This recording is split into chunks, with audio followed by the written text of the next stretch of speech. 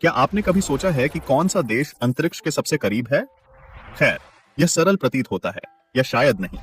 सबसे पहले हमें ग्रह का सबसे ऊंचा बिंदु ढूंढना होगा, और जाहिर है वह एवरेस्ट है। समुद्र स्तर से लगभग 9000 मीटर ऊपर यह वाकई दुनिया की छत है। एवरेस्ट का शिखर दो देशों की सीमा पर स्थित है, इसलिए शिखर तकनीकी रूप से विभाजित है। दक्षिणी ढलान नेपाल की है और उत्तरी ढलान चीन की। तो ऐसा लगता है कि अंतरिक्ष के सबसे करीब देश एक ही समय में नेपाल और चीन है, लेकिन यह गलत है। देखिए, हमारा ग्रह वास्तव में गोल नहीं है, यह सपाट है। मजाक कर रहे हैं, लेकिन पृथ्वी वास्तव में एक गोला नहीं है, यह गायोइड है। अपने अक्ष पर घूमने के कारण ग्रह पर एक केंद्रीकरण बल कार्य करता है। यह भूमध्य रेखा पर फैलता, ध्रुवों पर समतल होता है।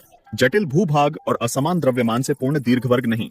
यहाँ पृथ्वी के वास्तविक रूप का एक अतिशयोक्तिपूर्ण मॉडल है, जिसमें इसकी अनियमितताएं सैकड़ों गुना बढ़ा दी गई हैं ताकि इस पैमाने पर विकृतियां दृष्टिगोचर हों। भूमध्य रेखा पर पृथ्वी का त्रिज्या ध्रुवों की तुलना में 21 किलोमीटर अधिक है, और अब हमें भूमध्य रेखा पर सबसे ऊंचा बिंदु ढूंढना होगा, और वास्तव में वहाँ एक है।